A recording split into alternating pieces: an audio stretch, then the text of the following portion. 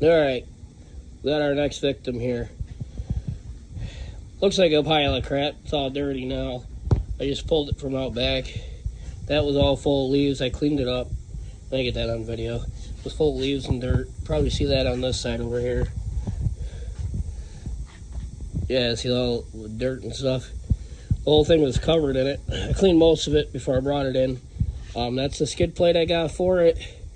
These are the skids I got for down here. I'm going to put those in. Put that on. I got a new seat and tank for this. It's going to be the separate seat, separate tank. What we're doing with this sled is, this is a XC700 with the Liberty Twin.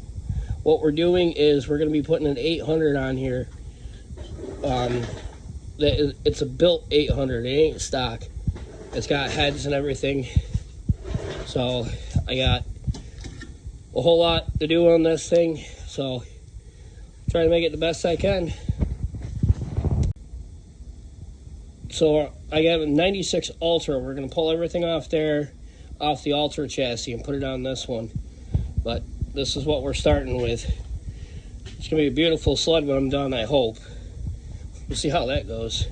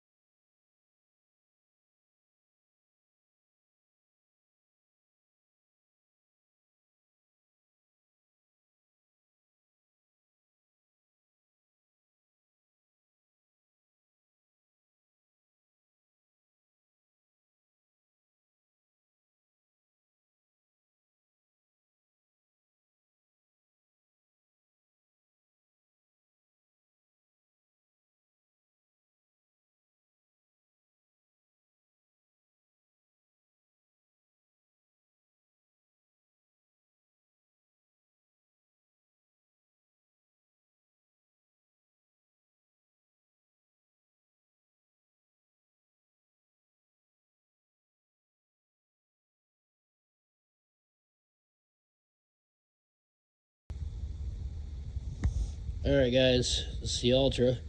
Tearing apart. Put everything onto this chassis. Still got some more prep work to do. But yeah, I'm prepping this one, getting it all cleaned up. I still got some vacuuming out I gotta do out of here. Scrape some of that stuff up. Still working on cleaning it up. It was full of leaves. I'll put a picture of what it used to look like. Started putting a lower skid plate on it.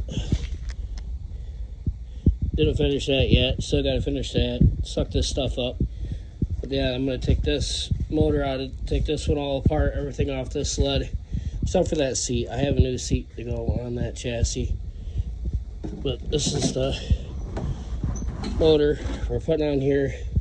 It's a 96 Ultra chassis right here that I made motor mounts for last year. I know they're not straight. It was a quick build. I actually enjoyed it a lot. That's why I'm going to do it right and put it on the XC chassis. But I'm going to switch everything, the hood, everything over onto that chassis. So this is where we're at. Thank you. Subscribe so you continue for more. Alright, we're getting ready to tear it down. I already took the handlebars off it. Put it on the other chassis. But what you want to do is grab yourself a bucket, put all your nuts and bolts in it, you know, similar like this. And then as you're putting your bolts in it, you knock it over and get your bolts all over the place. So, yeah. Alright, well, we're going to get to taking it apart. I'm going to time lapse it for you. So, Yep, we'll get to it.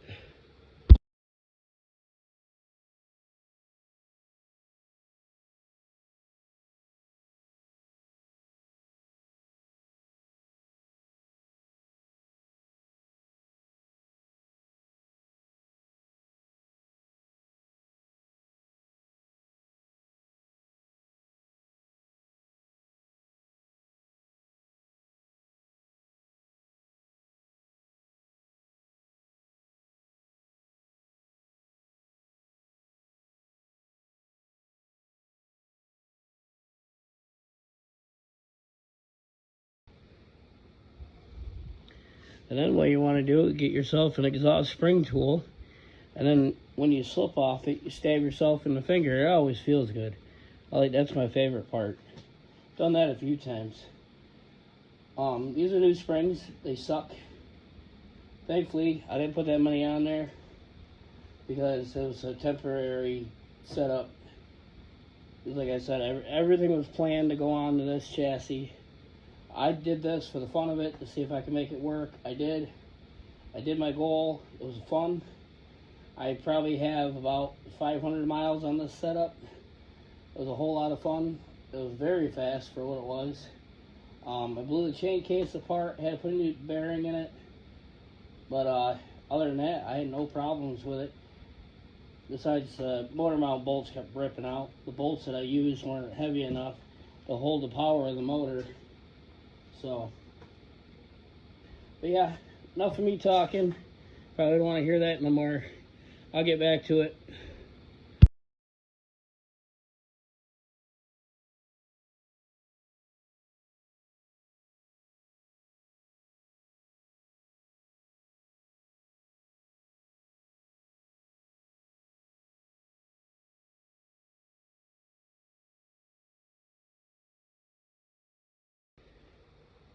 Alright, so for this part, what you're going to want to do is take your coolant hose off. And somebody's watching this video knows a little bit more about sleds than I do. Please enlighten me, because I always make a mess. So what you want to do is put your drain pan under it, pull your hose off, and then you're going to spill coolant all over the floor. I never make it in the van. And then you got a mess to clean up. So you guys watch me make a mess.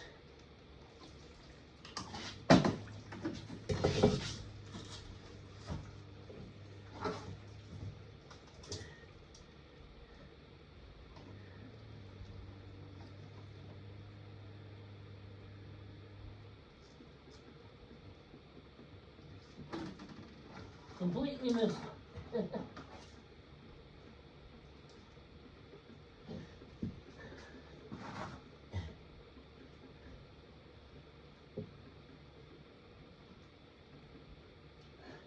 Okay.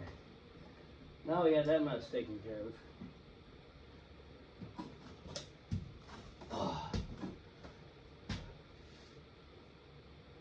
Yeah, then we still got to we're going to pull the rear suspension out, pull the track off. I got to pull the motor off still. Pull the front spindles, the skis. That's pretty much all that's going on on the other chassis, which is right behind my camera. Because I have a small garage, it's not very big, but it's enough to work in, so it's all that matters to me. I didn't make that much of a mess. It's gonna be a little dribble, but that's how I always know them to do it. Just rip the band-aid off and just pull the hose, make a mess. If someone knows how to do it a little bit more than I do, I've tried with a sucker. I've tried to extract it different ways. It's the only way I know how. Just make a mess, I guess. Alright, so for this sled, typically you would have the spring clutch on it. You just twist it back, push it, and you can pull your belts off. But this one I actually put newer style, because it's got electric reverse on this motor. I put a electric reverse clutch secondary on it, which is a roller secondary off an 07. yeah, you just put a bolt in it, tighten the bolt up, and it pushes the clutch back, and you pull the belt off. I'll show you how to do that.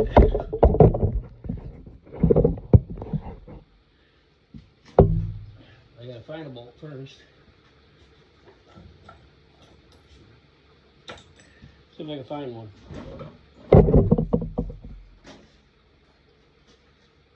Probably should have found one before I start running my mouth. Alright, let me find one real quick. Alright, I got a bolt. Show you how it works.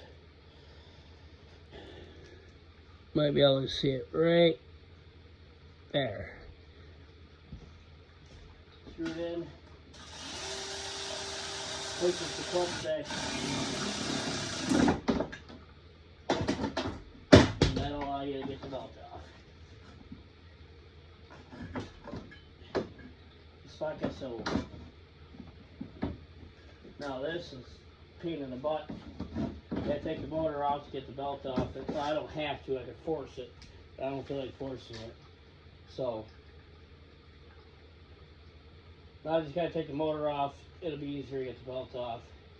Half the reason why I'm going to the other chassis. One, so I can just get a belt for a 98 XE. Be a lot easier for belts. And now I can just get, normal parts for XE. That's, it's a Liberty motor. That's normally what goes on the XEs. So, all that will just make it 10 times easier for me to be able to just get normal stock parts instead of the custom-made stuff I have here. I had to remove the motor and put that belt on it because I forgot what belt I used. And I took it off and I got it mixed up with like 3 other belts. So I had to remove the motor to that belt. It was just a nightmare. So I'll just use that chassis over there so I could just use the normal stock belt. It'd be a lot easier. But yeah, I'll get right back to it.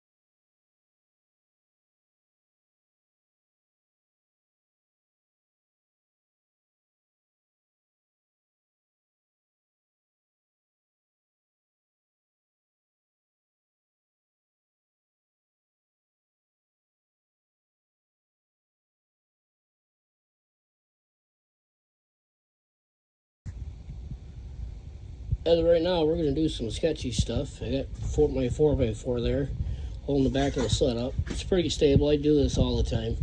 You got to live life on the edge. What's a little danger? Alright, we're going to get this track off this thing. I already got that off, which is this guy here.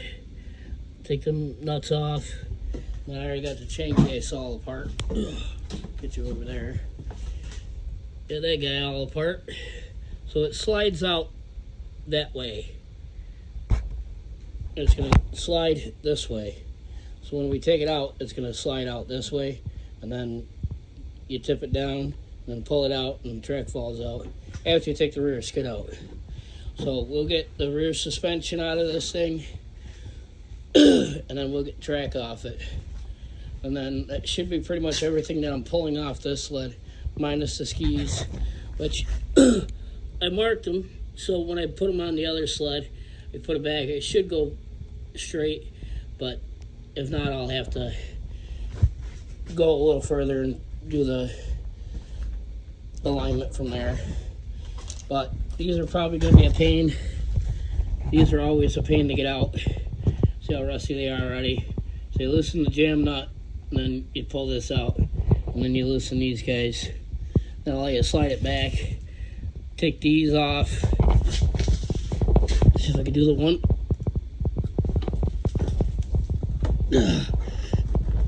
Just like that. Do it like that. Do the other side just like it. And then you loosen these guys up, loosen that up, slide it back. A lot of times you gotta heat these up because they'll want to break off. So it's not the best track in the world, but it'll work for what I'm doing. I just ride these things. I'm not looking to race it or nothing. Like a weekend rider. So let's go out and have fun with the boy. But this sled's fast. This sled makes a lot of power. But I'll get more into that later. When I get it done, I'll go over everything that's done to the motor. But yeah, it was a whole lot of fun. I said it before, and I repeat myself a lot. But all right, I'll get it apart so you stop listening to me talk.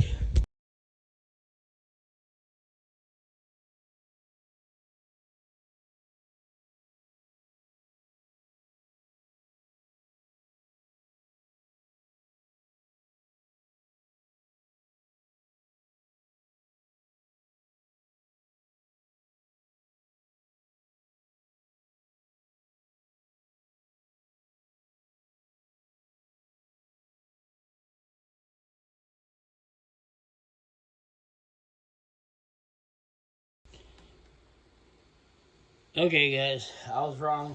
See how I was under there? Okay, instead of it going that way, it needs to come this way, so I got to pull this chain case off. Which I've already had it off, so it's going to be easy to take it back off. So I'll let you guys watch me do that. Alright, I got the rear suspension out of it. Remember I said about the bolt bucket? You know, you put all your bolts in it, so then you knock it over and spill them all on the floor. As soon as I put it down, it fell. Okay. Got it all apart, except for the skis. Chain case fought me a little bit. It would have been better if I would have had this side still together. It would have came right apart like it did last year. But I don't know if people know it, chain cases, instead of pulling the covers off, they always have drains in the bottom of them. Just letting y'all know. I knew that. I just pull the covers. I always inspect them, so I just pull the covers.